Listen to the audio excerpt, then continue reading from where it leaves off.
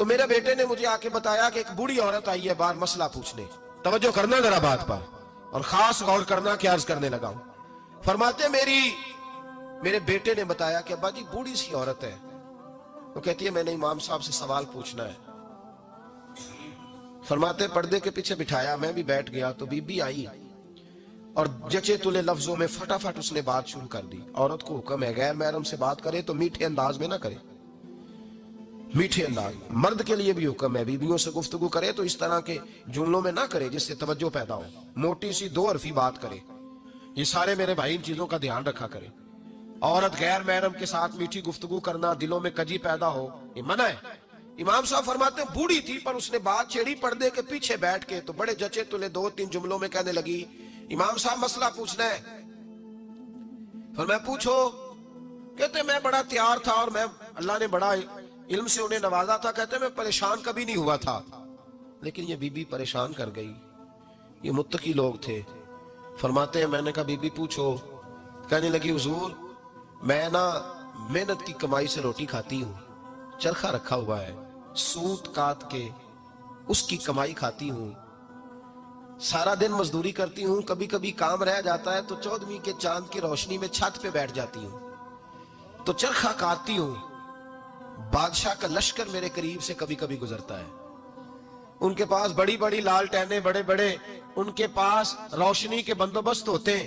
لشکر بادشاہ کا گزرتا ہے تو بہت بڑا لشکر ہوتا ہے, کئی کلومیٹر تک وہ گزرتا جاتا ہے تو کئی دفعہ اچانک اس کی روشنی بھی میرے چرخے پہ پڑ جاتی ہے. مسئلہ یہ پوچھنا ہے کہ اس روشنی میں جو میں سوت کاٹتی ہوں اس کی کمائی میرے لیے حلال ہے کہ حرام ہے؟ امام احمد بن حنبل فرماتے ہیں میں تڑپ کے رویا. بی بی تو کبھی کسی نے پوچھا ہی نہیں, اتنی باریک. کہنے لگی بیوہ ہوں, بے اولاد ہوں, مزدوری کر کے روٹی کھاتی ہوں. پوچھنا یہ تھا. او بھائیو یہ بھی تو یہی وقت گزار کے گئے ہیں نا, یہ بھی وہی قرآن پڑھتے تھے جو ہم پڑھتے, یہ بھی اسی رسول کا کلمہ پڑھتے تھے جن کا ہم پڑھتے, یہ بھی اسی دین کے ماننے والے تھے جس کے یہ لوگ ماننے والے. ہم کدھر نکل گئے؟ پرواہ ہی نہیں, حلال حرام کی تمیز ہی نہیں. لیکن اولیاء اللہ کی صفت. حضرت امام احمد بن حنبل فرماتے ہیں میں چکرا گیا اور میں نے اس سے پوچھا پہلے تو اپنا تعارف کرا, تو ہے کون, تو کون ہے؟ اس نے کہا حضور تعارف چھوڑے, جو مسئلہ پوچھنے آئے اسے اپنا ڈیٹا بھی دینا پڑتا ہے, ہمیں بتا دیا تو چھوڑے. فرمایا نہیں پہلے بتا تو کون ہے. تو وہ کہنے لگی میں حضرت بشر حافی کی ہمشیرہ ہوں. وہ جو بغداد میں بابا ننگے پیر پھرتا ہے تو کوئی جانور گوبر بھی نہیں نہ کرتا گلیوں میں, وہ نیک بابا, میں اس کی بہن ہوں. تو امام احمد بن حنبل کہتے ہیں میں رو پڑا. میں نے کہا آپا او میری بہن, کوئی اور آتا تو میں فتویٰ یہی دیتا کہ تو کو چھین کے روشنی تو نہیں نہ لیتی, خود پڑ جاتی ہے, جائز ہے تیرے لیے.